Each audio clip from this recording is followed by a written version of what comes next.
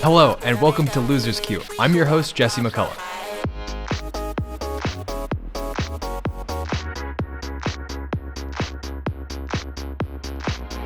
Here on Losers Queue, we sit down with players, coaches, and staff from within RMU Esports and talk with them a little bit about their esports journey, as well as all things competitive gaming.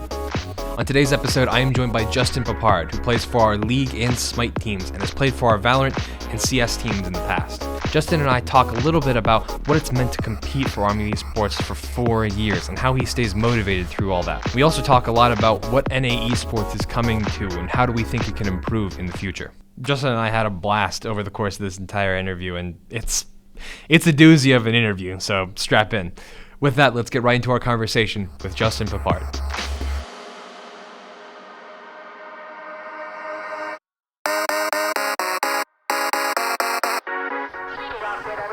You swapped out. You originally with Fruit Punch. I had Fruit Punch, and then I was thirsty for some lemonade, just like last night. Last night?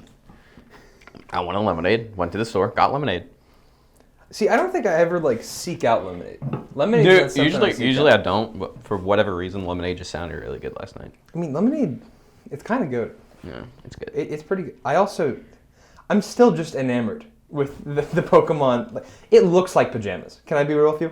I would sleep in these. Yeah. I have Pokemon pajamas too, though. How big of a Pokemon fan are you? Pretty big. Pretty big? How long have you been playing? Since I came out of the womb. Since birth? Yeah. Since birth? Oh, yeah. I used to watch my brother play Pokemon Ruby. Ruby. The Game Boy Advance ones. Yeah. Yeah. Now, another thing. This is something I go over with each of the guests that I've had on. Mm-hmm. And it's the origin of their gamer tag. Oh, dear Lord. I really don't want to get into it. Here's the thing. Pipsqueak does not strike fear in opponents. No. You want the full story? Yes. I want the whole thing. All right. So I was I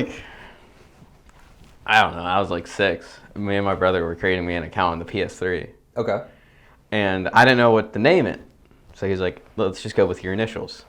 Okay. I was like, that's too short. It's just only 3 letters. And he's like, all right, we can add numbers to it. So we did JMP _ 6677. JMP Yep. 6677. Yep. _ 667. Obviously, my fault. Yeah. Got to remember that underscore, man. And throughout my entire life, it was just that. My friends would bully me relentlessly about it in 10th grade when we were playing CS. And because that was the only thing they could bully about me when we played CS, because I would you were top of the leaderboard every time. Drop 40 bombs, bro. Exactly. Can't complain. So I was like, all right, I'll change it. And my history teacher called me Pipsqueak. So I just changed it to that. And it's been Pipsqueak ever since then. So your history teacher Yes. gave you your moniker? Yes. Fascinating. So the history of my gamer tag is from a history teacher. Justin, what drew you to video games to begin with? Was it just your older brother? It was just my older brother. We used to play Pokemon together and open up Pokemon cards and got into Call of Duty, got into zombies, and then my brother got me into Minecraft, and that's how I got into PC games. Okay. And then I don't know how, but I watched the first CS major highlights. The first CS? The 2013 one. Okay. DreamHack 2013. That's the one, the Fnatic one, yeah? Yeah. And then I had to go and beg my mom to get me a PC. She got me a terrible Toshiba laptop. Oh, heck yeah. And I got Counter-Strike and went from there. That's incredible. So you started with Counter-Strike, competitive. For PC, yeah. Yeah. How, and I say this with all due respect, how does one of the best FPS games of all time, just incredible, transform into you sinking too much time into League of Legends? First of all, we need to get this out of the way. I know I've been very contentious about League of Legends on this show already. Yeah. I've made some comments. Yeah. I haven't been exactly accepting of people who play League of Legends, and it's for good reason. I mean, fair. We're terrible people. Come on, those top lane jokes, they're real. Yeah, there's something in me that can never download that game and willingly play it. So what led you to do that? I know it was a different time. 2020 COVID. You got into it over COVID. I swear, you've only been playing for 4 years? Oh, yeah. 2020 COVID, summer. Me and my friend, they were like getting tired of me like complaining about like 1v9ing every CS games. So we found League. We all downloaded it, started playing. For the first 30 levels, we would only play bots. Really? Yes, because I did not know any MOBAs. Like the only time I ever knew of League was when I caught C9 2018 Worlds. Okay. Is that where they make? That's where they made semis. Oh, they made semis there. Okay. And like that was like the only time, and I still didn't know what League even was. I was confused. But 2020, we decided to download it, and it's been like downhill. It's not gotten better. It has not. It's gotten not. worse. Yeah, pretty much. So I joined in fall 2020. Yep. As CS. I was like, face at level 10. I was like, really eager to play. No CS team. It was like me. It was me, Billy, some kid named Andrew, and then like a revolving door between two players. Okay. And it was not fun. Are you sure this is fall 22 and not 21? 22, fall 22. Because fall 22 is the first semester that I was here, and Bill was not a student. Fall 2020. Okay. 2020, my bad. Okay. 2020. Sorry. Fall 2020, it was me, Billy, and this kid named Andrew, and a revolving door between two players. Mm-hmm. Fall 22 is this. That's why I said fall 22 I will count as my first actual semester, because I actually played through it. It was actually like... You weren't subbing, you were on a roster. I was on a roster that wasn't going up against challenger players and getting rear ends handed to you? Yeah. We played that. We went 6-2. We made it to finals. We lose finals 3-0. And then spring 23, we go 8-1 in the regular season, and then we made it to semis, lost 2-1. We then... this semester happened, and I went from mid to solo lane for Smite, and then I went from support to jungle for League, and then Smite's still happening. League is completely out and done for the year. But it's been 4 years since I've been with RMU Esports, and like, I think I'm the first one that's been with RMU the entire time. Yeah. Because Brad came in as a transfer, and I will say like this program is completely different from when I first started. Yeah. Like it to me back then. Hopefully in a good way. Oh yeah. To me back then, it felt like if you only knew who was on your team. You didn't know anyone outside of that. But like now it feels like it's more like a family environment. And, yeah, for real. We all know each other kind of, and we all hang out all friendly, kind of. At the very least, yeah. Yeah, we're friendly with each other, and like I think that's like a definitely big upgrade. Yeah, like I can say like I know more about the League team. I know about like the Overwatch teams. I didn't know like anyone from the R6 teams. Now I can talk with them and like pretty frequently because they're in here, and like it's like people know each other's names more now. We're not just looking at screen names and I only have to talk to this captain like once every month. Yeah. Now I see them every day. Like I think the environment has definitely been improved around here since we've got the facility. Oh yeah, I think it's. I mean.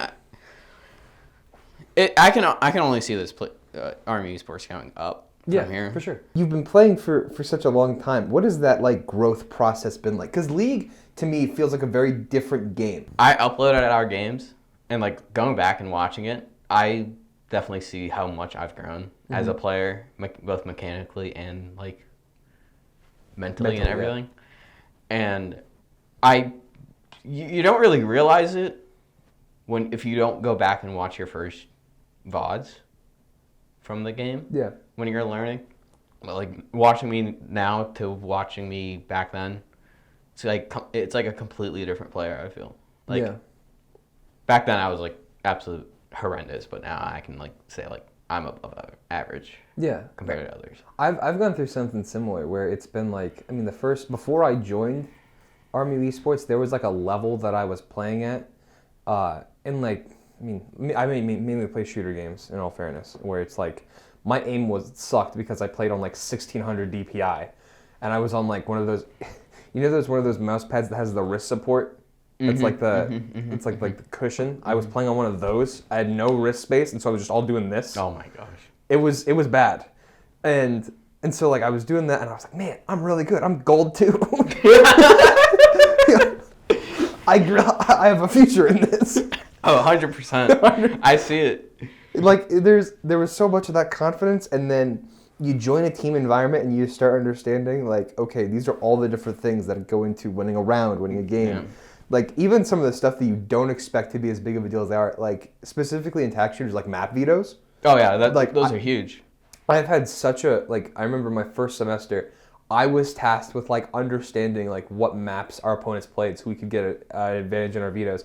We tried so hard. It was like, you know what? They've never played this one map that we've never played, so we're just gonna float it. And they picked it. We were like, well, now what do we do? Yeah. And since then, it's been a lot of like that careful like building on the strategy where like you have to learn the box and then you can start playing outside the box and stuff like that. I will say though, like the one thing when I was playing Valorant, the one thing I didn't like about NEC was that they didn't release the map betas. Yeah. Like that's a part of the competitiveness of tactical shooters. I was going to ask you because that's a huge thing in League, isn't it? Like agent drafts and agent bans or legend, Champs, yeah, whatever. I know what you mean. Yeah, but like that to me is huge because like that's how at the top level it's always like, there are obviously champs at any stage that are like very very good. Yeah. And that, like any reasonable person will go, I don't want to play against that. We'll get that out of the way. Yeah. But there's also a level to it where like you need to understand. Okay, well, what do they default to?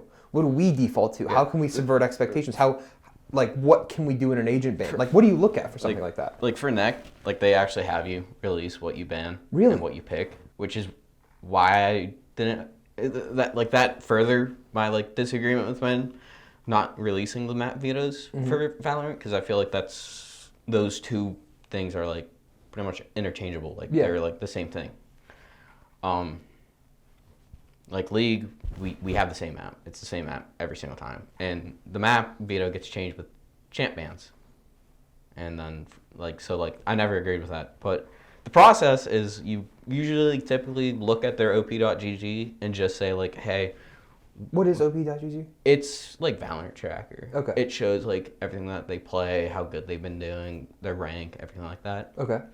And you look at the other team's op.gg and you just say like, hey, are there any specific bans that we don't like? We need to get them out of here. Like Jaden, for example, our mid laner, he is an Azir. I don't want to say one trick because he's not really a one trick, but his most played is Azir. And Azir is very, very good in 5v5s. Azir's a lot better in 5v5s than he is in solo queue because in 5v5s he can extend the time and he scales as the time goes on. Ah, God. So ever since he's joined, Azir has been 100% presence in our games. It's either banned or picked. If the opponent doesn't ban it, it's never just floated through. Like no one pick it. Yeah, we're gonna pick it. But let's say like they don't ban it, they might pick it because they pick first, which has happened. And every single time that has happened, Jaden usually wins anyways. Because he knows that champ inside and out. Yeah. So, like, there's definitely, like, a method to it. Are we good at it? I would say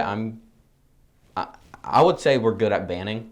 We're not good at picking because when it comes to picking, you kind of have to, like, think about what champs we play because we're not top level. We're not challengers. We're plats. Yeah. I was going to ask, like, that's another huge thing in my mind for Valorant is, like, there's so much about competitive games where it's the importance of being flexible. You play one character in any like character-based game, and like in Overwatch, like that changes from season to season, where there'll be a big balance patch, and like all of a sudden now their damage is decreased. All this is different. Their hitboxes are different, and so now they're just completely out of the wayside. Now what do? You don't have a character you can play. In R6, it's similar. If like, I know they just changed a bunch of like the sights and stuff like that, to where like now all these characters who usually didn't have all of these like really good sights, because I think it was the Hollow sight that was really good. Now like people have ACOGs or like 1.5 scopes or something like that. Like all of that stuff is very important because all of a sudden if you have the one thing you've built your staked your like entire competitive career on is being able to know this one agent and they're done, now what? Yeah. This happened to me with Chamber. I remember that. It was a tough time. It was a tough time. That's an important thing that I really like about the esports team in the time that I've been here is that there's always been this sort of expectation of we're here to help improve each other. Yeah. In any capacity. Like, Yeah. like whether it's socially, like I know there are a lot of people in here who just value having the ability to come in and have someone to talk to about a video game that they play, or sit down and play games with people. Like you have, like there's that entire crew that like you guys play Smite, League. There's a group chat with some administrators here that I've heard. We won't talk about that. we don't have to speak anymore on that subject. Right. But like there's so much about it that is focused on not only improvement of like someone's ability to play the game, and I think that comes with like learning the flexibility. Yeah. Like I've stressed that with my team. I don't know how much, is like, hey, you are great at this agent. You're great at this agent. We need you to learn this. We need you to know how to be able to play Viper if we absolutely, because Viper is still very essential to a lot of competitive comps, but we don't play it very often because we just don't have the same play style as other teams. And that's another thing, is how do you want to play? Yeah. And like that can change from team to team, and I feel like that changes a lot from champ to champ. Oh yeah. In League. Yeah, like the play style is like completely different to like what draft you rarely do. And that's another thing that I talked about with Rad, is like the importance of gelling together as teammates. Like I've probably had like half the amount of teammates that you've had, because you've been on more teams than I have. Technically. Yeah, like you've been around other spaces. Like what goes into that like team gelling process? Is like, do you think that is super important? Is it just like sometimes it's as simple as like same sense of humor, but there also has to be that like cohesion in play styles. I mean, like if you have the same sense of humor, I think gelling is like pretty easily done. I think gelling as teammates is a lot more important. Yeah. Because at the end of the day, you want to have fun.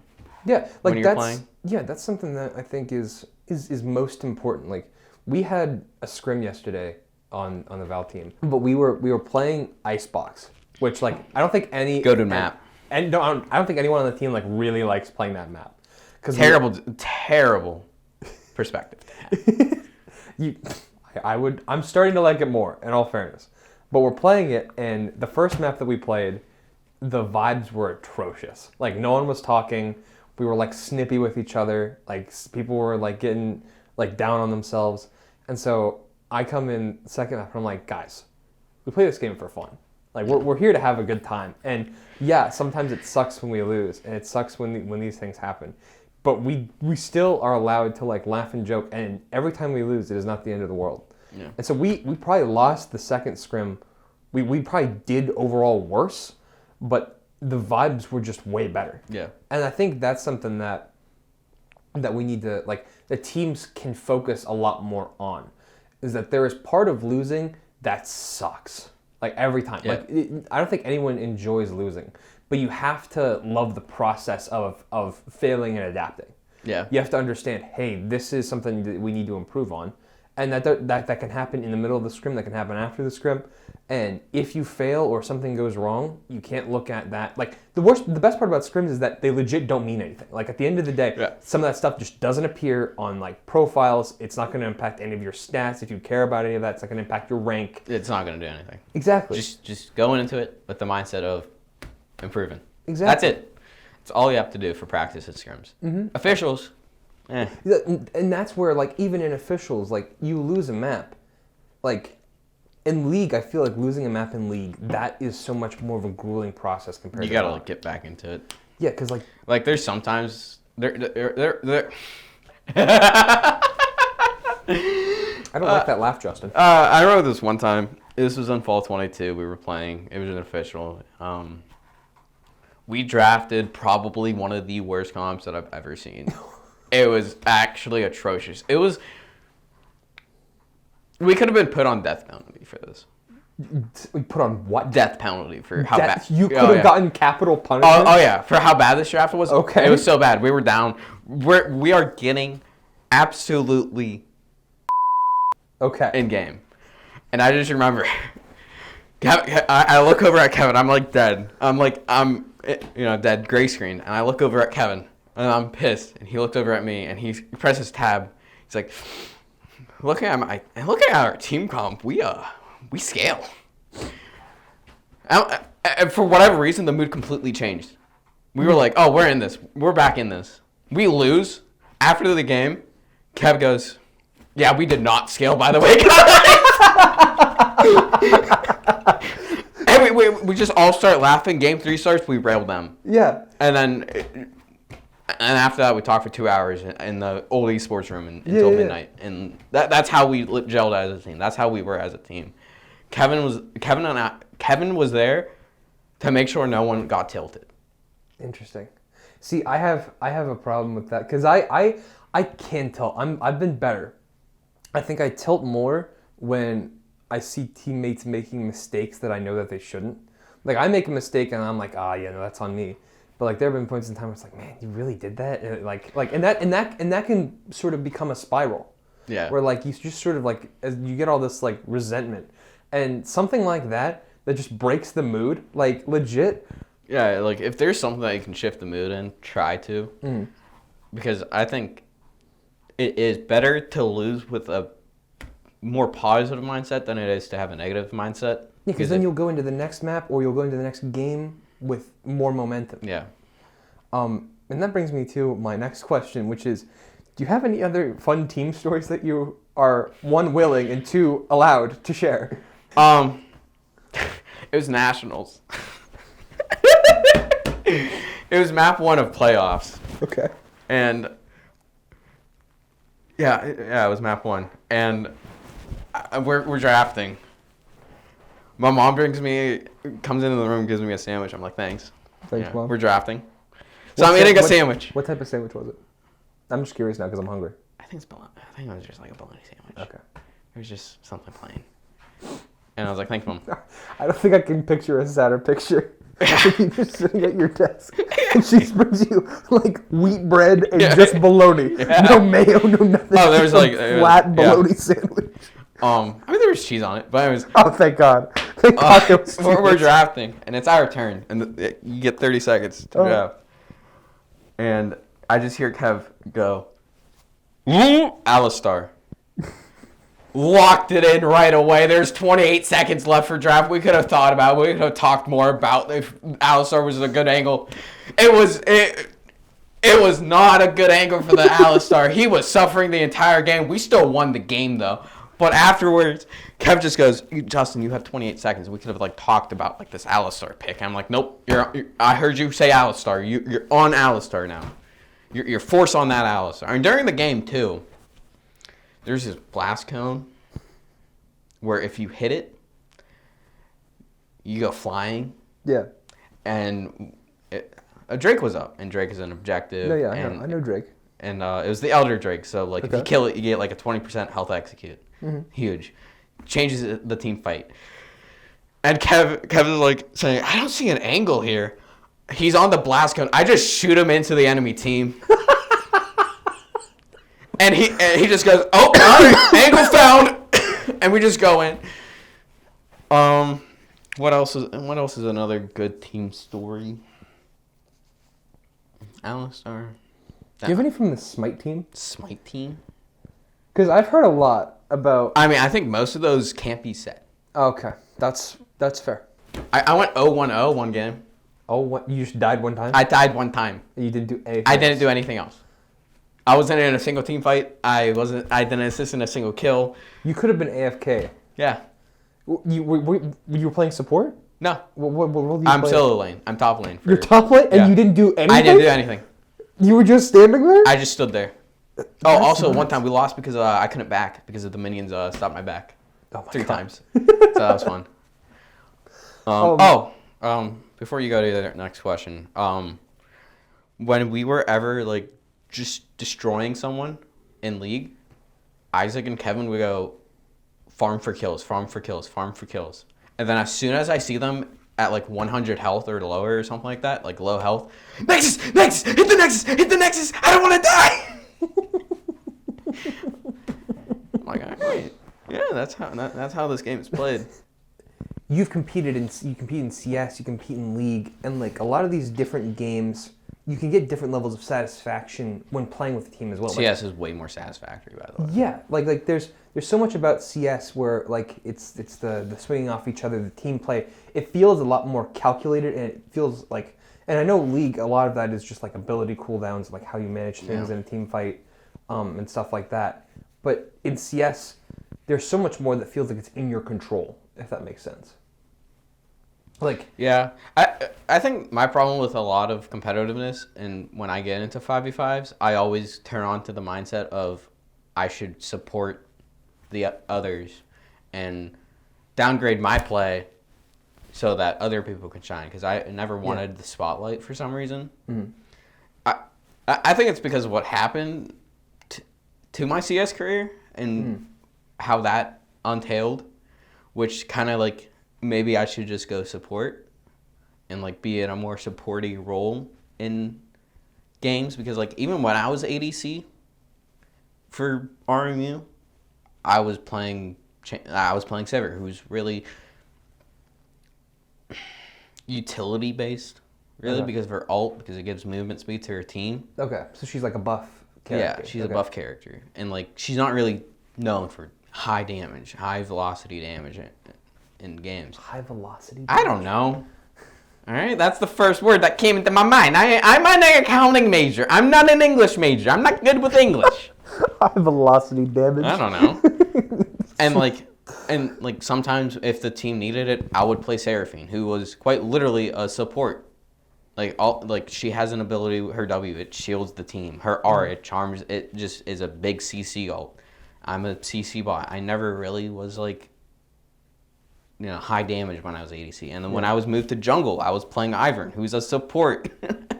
Who is essentially a support, because he would shield your team, give your team on hit damage. And like for CS, I would like I through and through, I'm an opera in CS. And that's how I always see myself. But for whatever reason, when it came to the 5v5 environment, I would always just be supporting and like say like, I got you a flash, I'll throw you the flash, or like I'll entry, and like who cares about my stats? If the team wins, I'm cool. Like when I was on Valorant, I was the IGL, and I would go from Sage, and then I went from Sage to I went from Viper. Then it was like, oh, maybe you should play Sage instead. And I was like, all right, let's play Sage. And then I think it was Tyler who was like, dude, just play Chamber. I'm like, all right. And then we started winning when I was on Chamber. And like, I think I've said this to myself multiple times that I should probably just, like, I'm better than You basically want what to I train am. yourself to be more selfish. Yeah. But like at the same time, it's like you need a selfless player. Yeah, and like I actually had something written down in my notes. It's a sports psychology term. It's called the Ringelmann effect. And it's the idea that the more players there are on a team, the less is in your control, and therefore the less impact that you can have in a game, if that makes sense. Yeah. Like, because you have to account for other teammates, other players, because you have to account for helping them and not being completely selfish in some aspects, because there's that give and take of playing with other people and that cooperation, the amount of like things you can do in your like and be effective, like how much effect you can have on a game, is lessened. And I feel like that changes from game to game. One, based on like how many players there are. Like Rocket League, the impact of one player Is much higher than someone in like League. Yes, yeah, and like League to me, because you have people like vying and trying to capture like different lanes, and I know there's often like you don't just are solo in a lane and I won my lane but my team lost the nexus, like what happens? Yeah. Like that to me in ranked feels like it could happen, where like, oh, I've been told I'm playing bot lane in this and I am winning my bot lane, everyone else is dying, but whatever. Yeah. Like, to me, that would be so much more maddening than what it feels like in Valorant, where it's like, okay, if my teammate dies and it's 4v5, I can still do something. Yeah. Like, it feels like the disadvantaged state in League is harder to overcome, if that makes sense. I think so too. I don't know how many times I've done like a 2v5, a 1v3, 1v2 in my day in CS, and I think I did a 1v5 at some point. So like it's definitely like way more in your control when you're playing like tac shooters, because it's like, hey, I'm better than this guy, I'm just gonna swing him. Yeah. But in League, it's like Better is not like as big a thing. It's like, oh, he's higher level than me, he has this build, and like there's so many more. It's not necessarily like small gun versus bigger gun. It's rock, paper, scissors with like 50 different outcomes. Yeah. And It's like in league, but in league it's like, oh, this guy's a higher level. He has one more item than me. He has this ability that I have to worry about. Oh, if I get hit by this ability, I'm screwed. And there's like so much going on in the league, and you gotta like process all of that, and like just try to like, is there an out? Yeah. And that comes to, this is sort of the last question I want to talk about, specifically with your playing. Mm-hmm. And it's like, is there too much to learn in League of Legends? I think there is. I think for a new player, there's so much to like really learn about, because there's 170-ish champions. Each champion usually has about 4 abilities. Some champions have 6. So like, let's just go with the average of 4. 170 times 4 is 680. Don't check that math. Yeah, that's correct. That's right. So you have to learn 680 abilities. They all have passives. So add another 170 to that. And that's the 9. fact that different items have, how someone's building. There's so much to go in League for a new player that it is like really insane. Yeah. Now, another thing that I've touched on with other people is North American esports, just as a whole, like at the top level, North American esports. And It's terrible for League, so let's... well, that's part of what I want to talk about. Like in CS, like we just saw Complexity did they make top 8 at the major? Or did they just, oh man. They went 2-0, then 2-3. No way. Yep. Oh. But like, and then like, obviously the LCS, they've had only, like the highest they've made is semis at Worlds. Like 6 years ago. Yeah, exactly. Like there's so much about North American esports that feels like it's on like a downtrend. You have some bright spots, like Valorant. We've won the last 2 international events in a row, and that's awesome. But there still feels like something about North American esports that is just fundamentally lesser than European and Asian markets. And like, is there any way to save North American esports? Or is this just the way things are? I think there is. I can only speak for Valorant and CS, but like in both of those esports, it's always felt to me that like they're just in it for the money, and that's it. Because like you will hear so many stories from like imports. Are you telling me a Snapchat notification just went off in my interview? It did. We're not on silent? I thought I was. It was just telling me to remember something. I barely use the app. This is how much I don't use Snapchat. It will tell me when people would put stuff on their story. Oh yeah, no, that's the same thing for me. I get a bunch of notifications. It's like that. I don't care about this person. I saw I remove them. So people in like they're in it for the money. You're saying? Yeah. Like the LCS, it is literally called retirement home. Oh, so like, because Koreans will come here, get a big paycheck, play fine, and they're just... Isn't that like what FlyQuest did? Like whatever it was? Is it FlyQuest last year got like big names. Like they spent a lot of money. But when you get big names, you also have to remember, are they actually gonna like perform? Coincide? Like, are they gonna be cohesive? Are they gonna perform? They did not. They fell apart quite easily. Yeah, they didn't qualify for Worlds. No, they did not. And like, I think what's wrong with NA is there's too many people in it for the money. They don't want to practice. They don't want to do scrims. They don't want to play solo queue all day. Like Koreans and people in LPL, they're on solo queue like all day. Like they practice and then solo queue. They practice, solo queue. Practice, solo queue. And they're just better. And like every aspect in League. And I think part of that can also come down to how a region handles their essentially path to pro. Like I know I do think the path to pro for a league is pretty bad for NA. Because what, they just have the Challengers League, which is and it doesn't directly qualify you to the LCS. It doesn't directly qualify you to the big leagues. Like in Korea, there's nothing like that, but teams are forced to have academy teams over there in Korea, and so they're like forced. Oh, if we want to be good, we're forced to have these academy teams. We kind of have to look for talent, so they do. look for talent.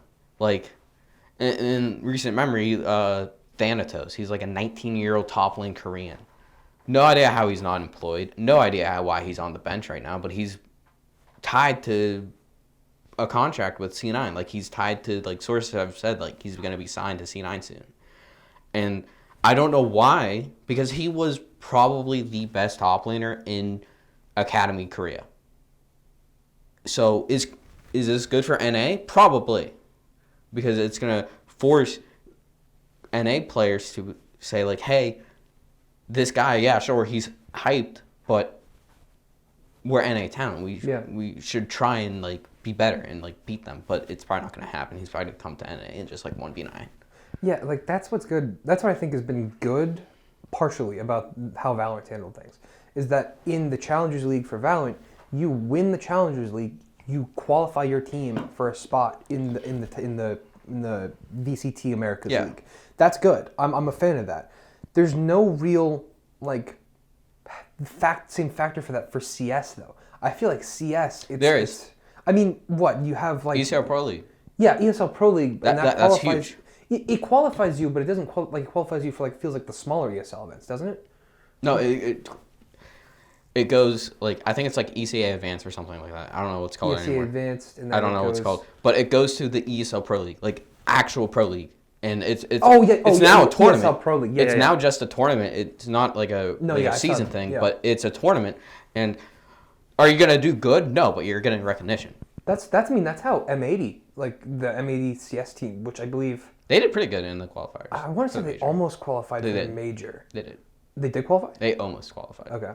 But, like, they were basically all free agents, and it was the org that came together and said, hey, these are all talented guys, we just need to get them coached well. So they brought in Def, who was a Valve player who would essentially was their IGL, but turned coach. He was originally a CS player. Yeah. And he put them through a lot, and, like, they had some roster issues, and that's why they didn't qualify, because one of their guys was out for the qualifier, I'm fairly certain.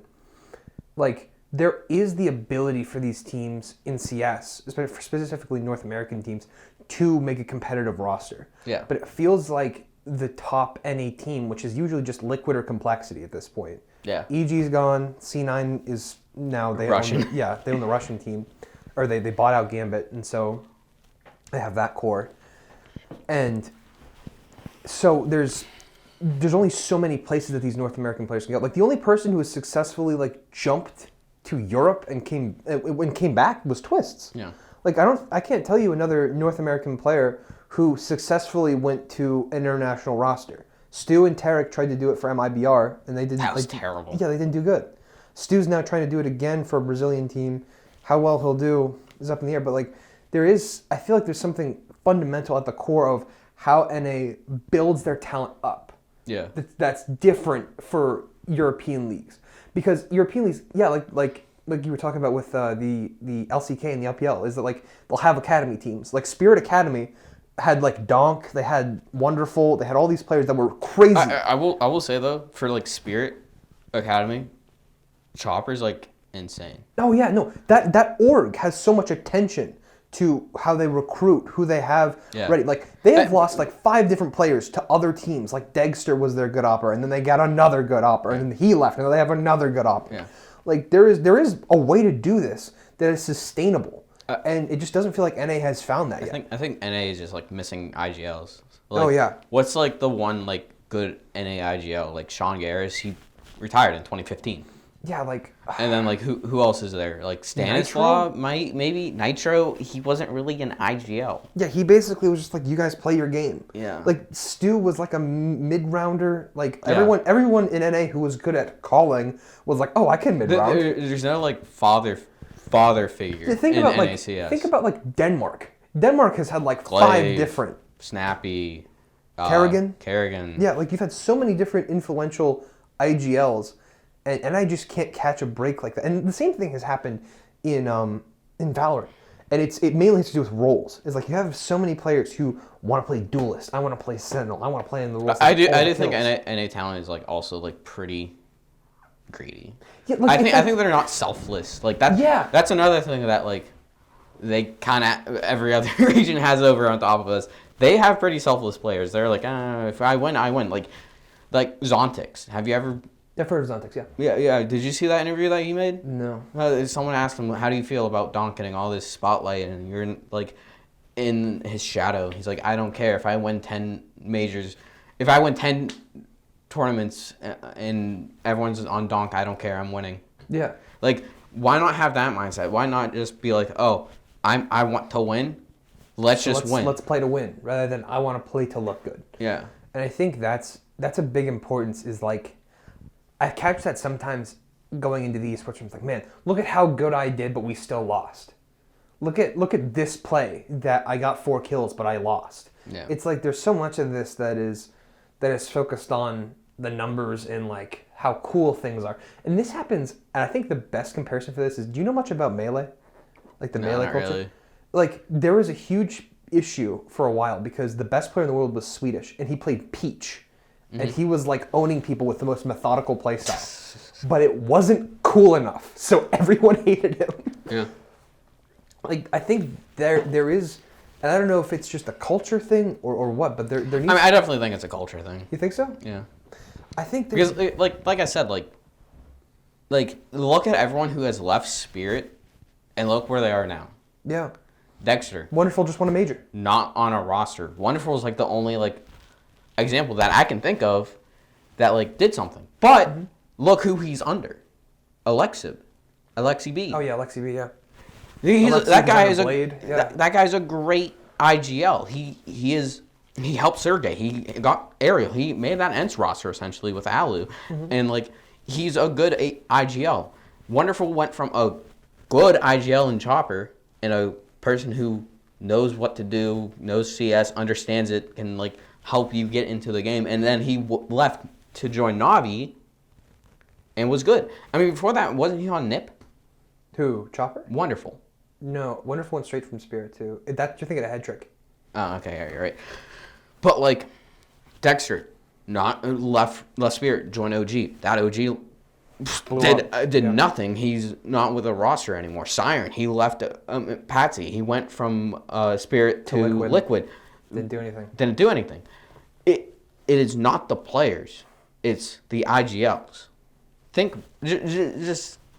I mean, that's like the entire reason like Rain has had a resurgence. Rain has always had talent, and when you get a talented roster around him, all of a sudden he's a major MVP. I mean, Rain has always been good. I don't think Rain ever fell off. But I think people were focused on like Robs and Twists and like all these flashy players. Yeah, but Rain was always consistent. Like what we were talking about with Zontix. Like Rain was playing in the shadow of Nico. He was playing in the shadow of Cold Zero. He was playing in the shadow of these all-time great players.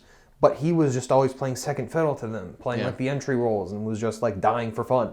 Yeah. All of a sudden, you have an excellent IGL, you have excellent supporting pieces, you have a good opera, you've got a good IGL, and all of a sudden, all these things set you up for the most success possible, which gets you like a crazy tournament run. Yeah. And it gets you like essentially like 3 more years of his career. Oh, yeah. He probably would be out of phase. No, I don't think so. I don't think he was ever a contender at early phase. The big thing I think that I have struggled with, and I'm struggling with right now, is motivation in esports. And a lot of this comes down to like that culture. And it's like, if I play ranked, I'm playing with people who don't always want to win. Yeah. I'm playing with people who want to get kills and play good, but they don't want to play winning whatever.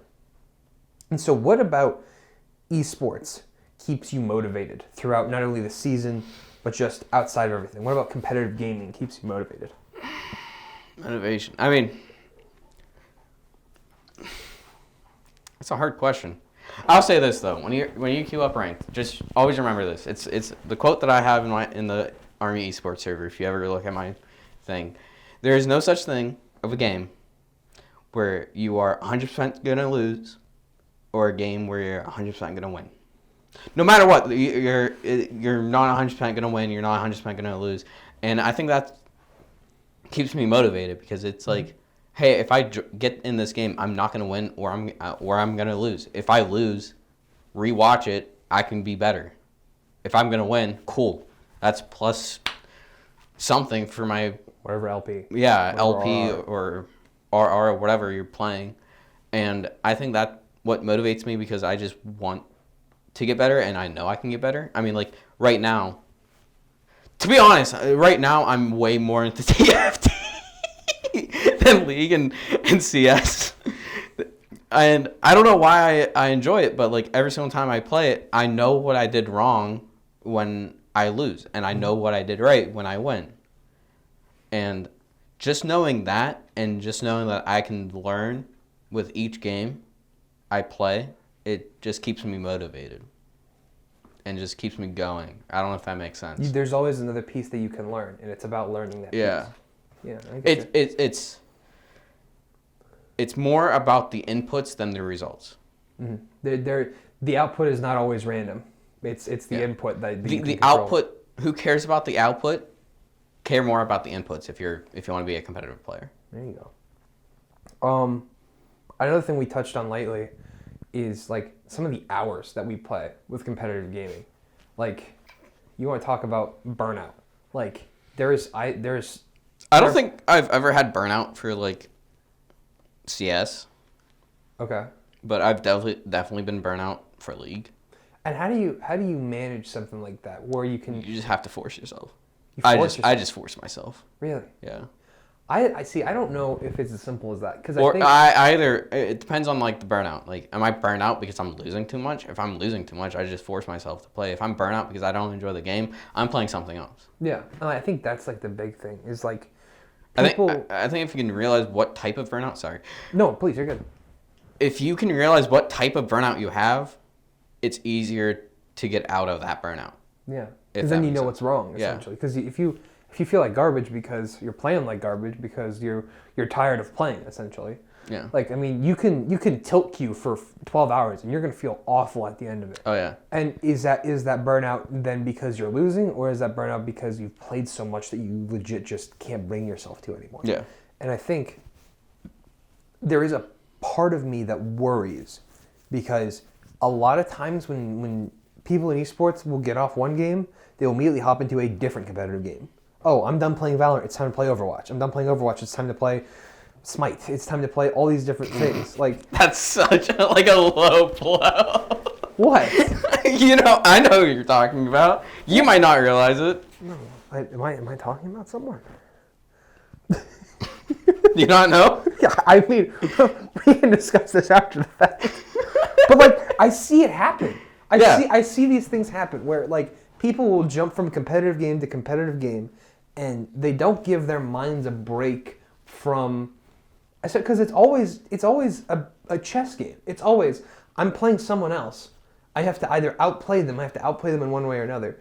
There's never just a game where it's like I'm just gonna sit here and play some Super Mario 3D World. Some like non-competitive game that you can sit down and play, and your mind just goes down a level because there's that heightened level of awareness. There's that adrenaline, that cortisol, all that stuff that builds up in your system because you have to be online. You have to be active. Like League, yeah, you die, you're done for a minute, and you can take a break, but you're still thinking. Valorant, you die, you come back at the end of the round, or another circumstance.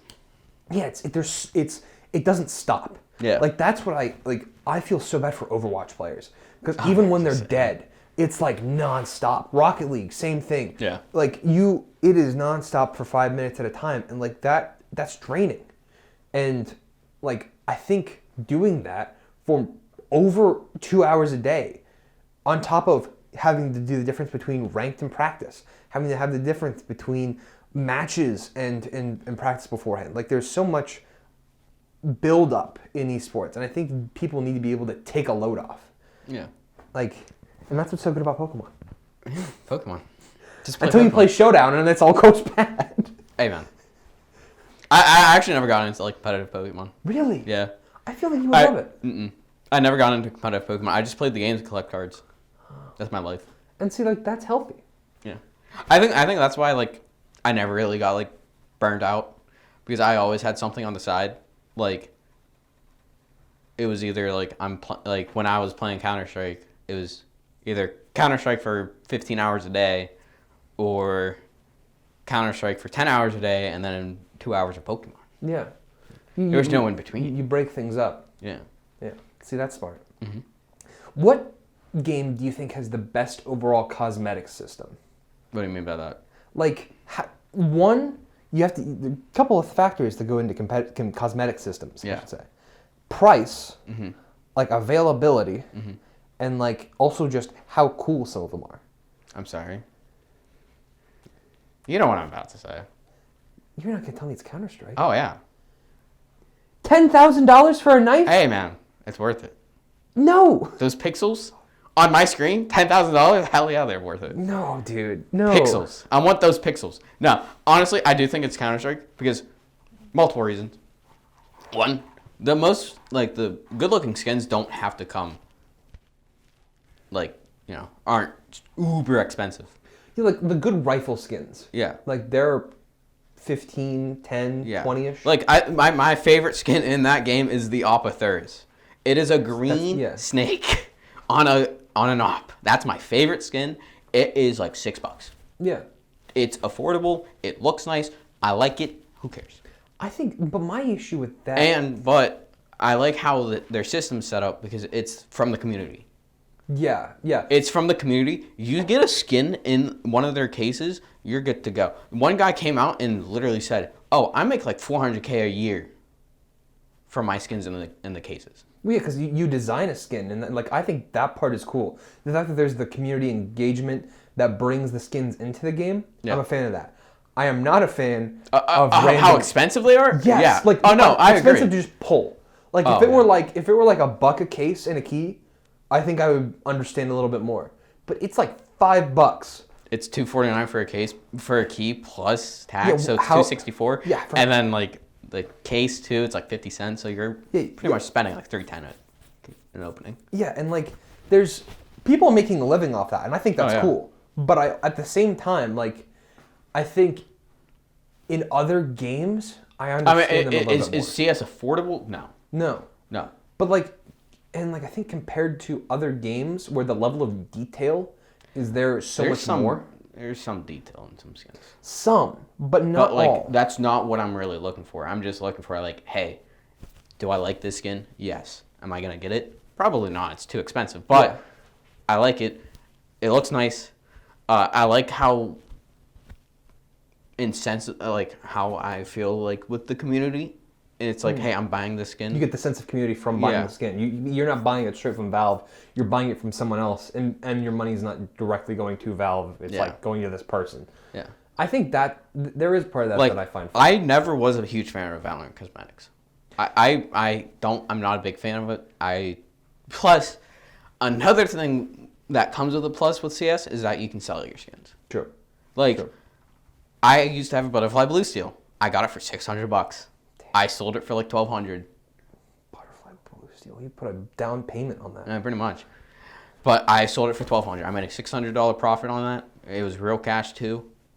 Yeah, like you can treat it like an investment portfolio, but like not a lot of people will. Yeah. But like for Valorant, if you're like I've probably spent like $100 on that game. Mm-hmm. I will never get those $100 back. Yeah. But in CS, I've spent X amount of money, and I can get Y amount back. Yeah. I see that as like I think a plus. But that happens only if you're buying peer-to-peer. If you're buying a case from Valve, which any skin has to come from, there's probably going to be a net loss of some variety. Oh, yeah, 100%. Unless you pull some like blue gem. Hey, man. I've pulled out some cool knives in my day, all right? I might be old, but I've done it. Back in my day, Minecraft was fun. How old are you? I'm 22. I'm turning 23 in May. Good Lord. I'm sorry. What the? All right. Don't storm out. All right. Justin, thank you for coming on. Yeah, no problem, man. You want to do another cheers? Even though you didn't drink any of yours? I drank some of it.